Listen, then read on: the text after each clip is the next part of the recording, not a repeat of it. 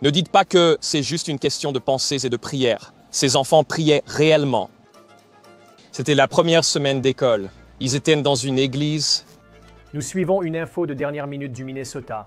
Au moins 2 enfants sont morts et plus d'une douzaine d'enfants sont blessés à l'hôpital après une fusillade qui a eu lieu pendant une messe dans une église catholique marquant le début de l'année scolaire à Minneapolis.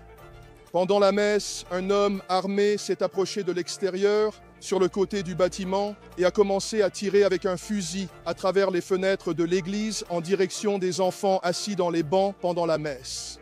Ce que nous savons sur les victimes et le suspect désigné par la police. Ceci est une édition spéciale d'actualité de Sur l'affaire, présentée par Law and Crime. Je suis Chris Stewart.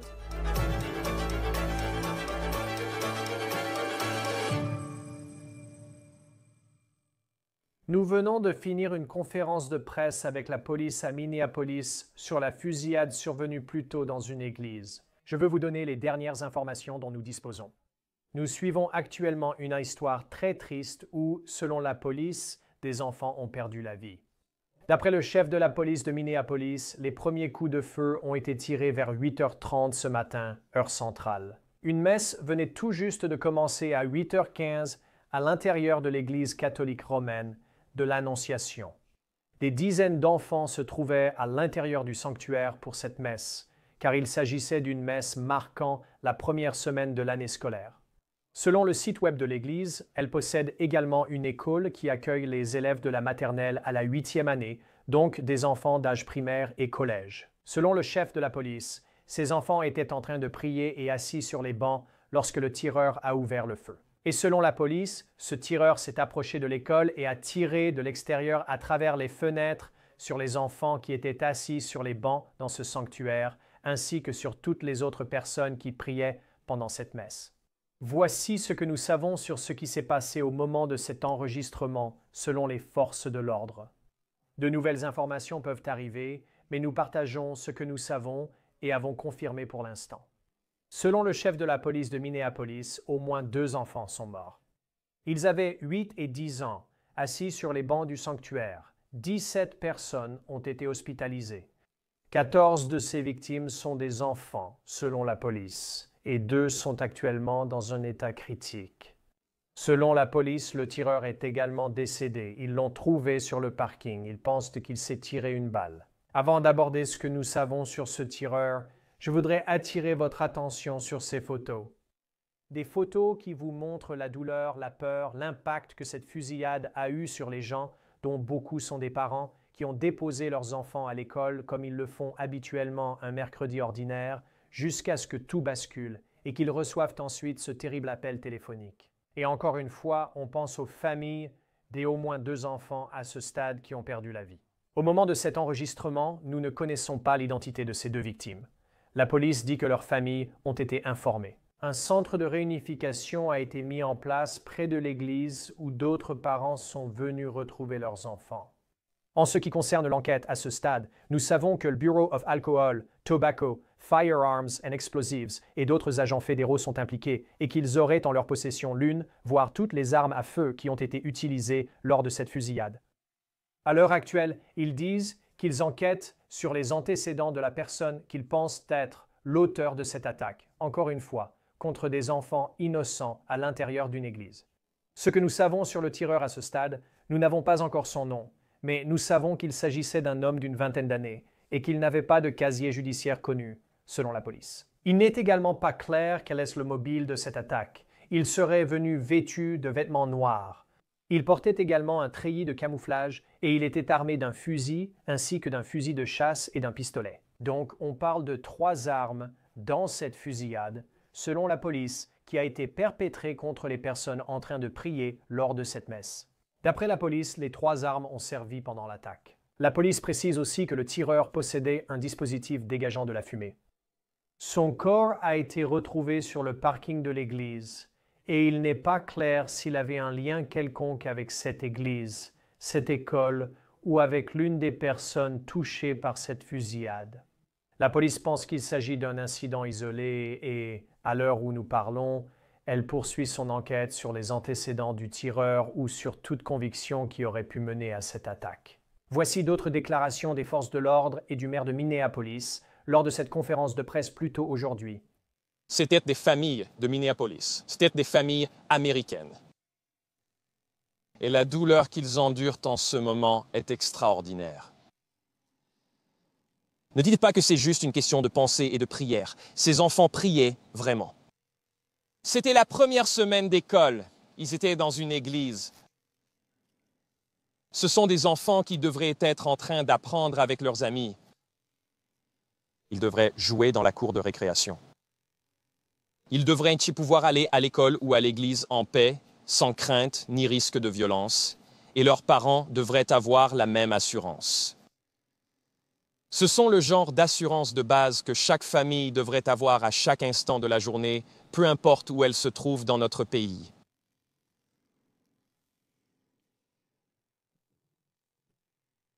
Je suis profondément attristé et je suis vraiment désolé pour les familles dont je sais qu'elles souffrent en ce moment.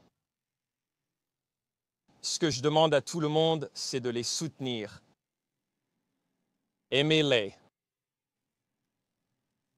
Ces familles ont été bouleversées à jamais et nous avons tous été changés avec elles. Nous devons tout faire pour les soutenir pendant cette période. Nous avons créé un centre de ressources pour les familles. Je suis reconnaissant envers toutes les agences des forces de l'ordre provenant de différentes juridictions, ainsi que pour tout le soutien des différents départements que nous avons reçus. Ils vont travailler sans relâche.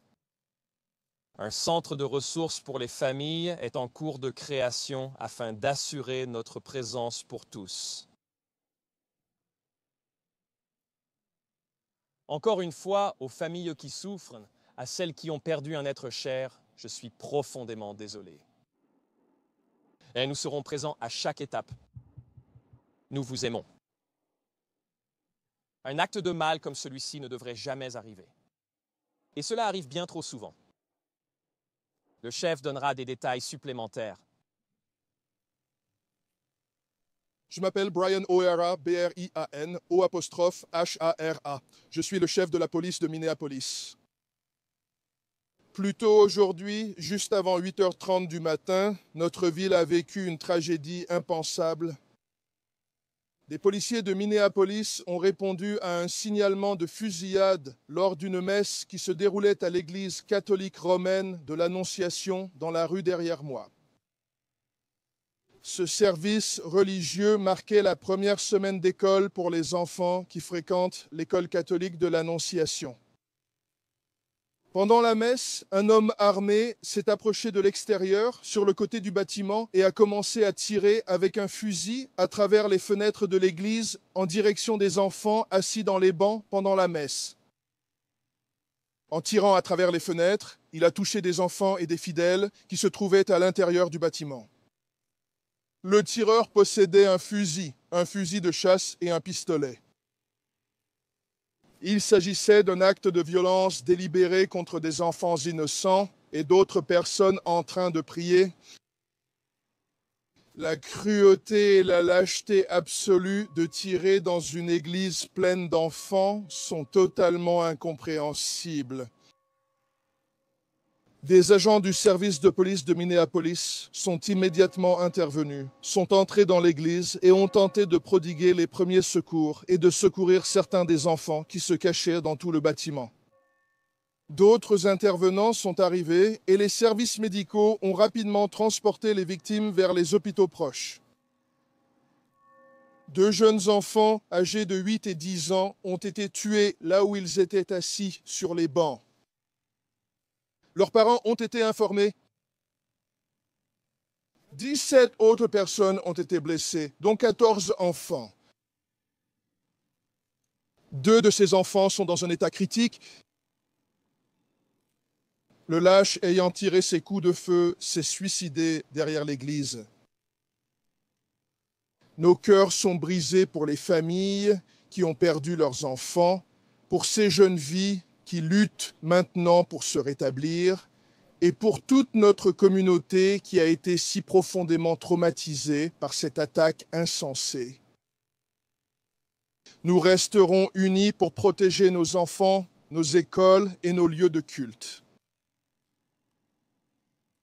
Cet acte de violence délibérée est tout simplement une preuve de cruauté qui dépasse l'entendement. Nos cœurs sont brisés pour tous ceux qui ont été touchés par cette tragédie.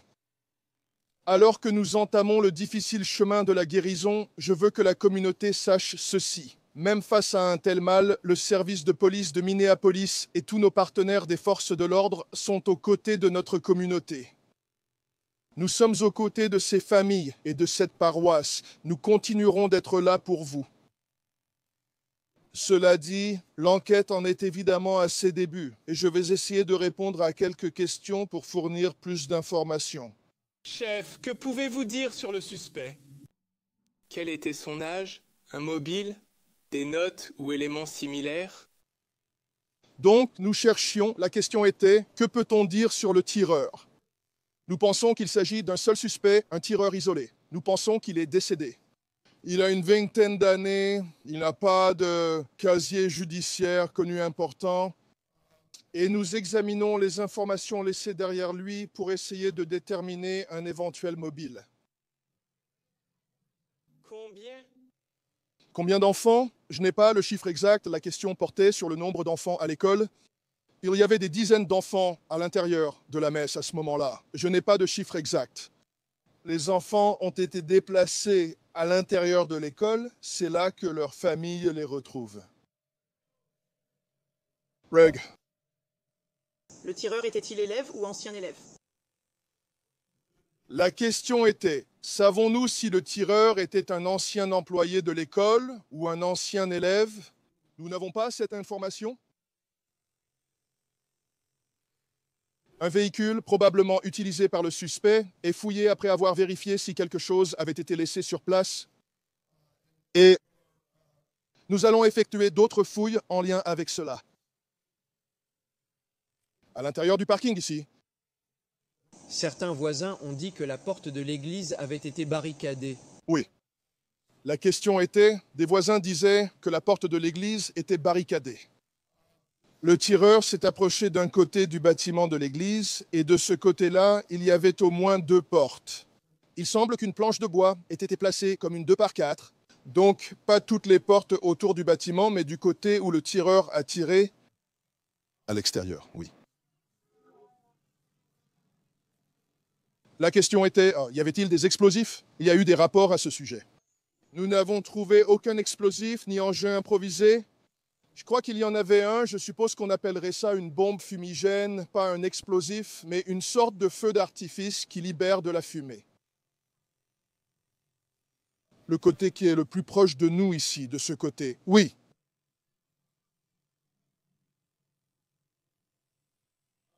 Je n'ai pas d'informations à divulguer à ce sujet. Oui, la question était, est-il mort d'une blessure par balle? La réponse est oui. Nous pensons qu'il s'est donné la mort sur le parking. Tirait-il seulement à l'extérieur ou aussi à l'intérieur? La question était, tirait-il dehors et dedans? Il tirait dehors, sur le côté de l'église, et aussi à l'intérieur, par les fenêtres. Il semble qu'il soit peut-être entré, mais je ne crois pas que nous ayons trouvé de douille à l'intérieur. Donc je ne suis pas certain s'il a aussi tiré à l'intérieur. Il semble que, si ce n'est pas tout, la plupart des tirs ont eu lieu à l'extérieur du bâtiment. Cette fusillade est-elle liée à d'autres incidents dans le même bâtiment? Oui, Taylor demande si c'est lié à d'autres fusillades. Cela ne semble pas lié à une autre fusillade en ville.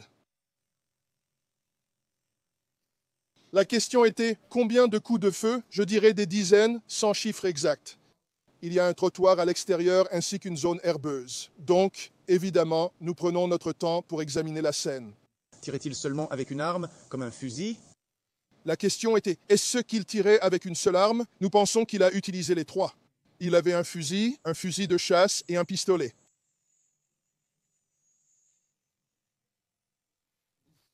Est-ce qu'il portait les armes légalement? Je n'ai pas cette information. Et je n'ai aucune information non plus sur un casier judiciaire important. Est-ce qu'il portait une tenue tactique ou quelque chose de ce genre? Il semblait porter des vêtements noirs, un pantalon de type cargo. Je suppose que vous pouvez interpréter cela comme vous voulez. C'était l'affaire présentée par Law and Crime. Je suis Chris Stewart. À la prochaine.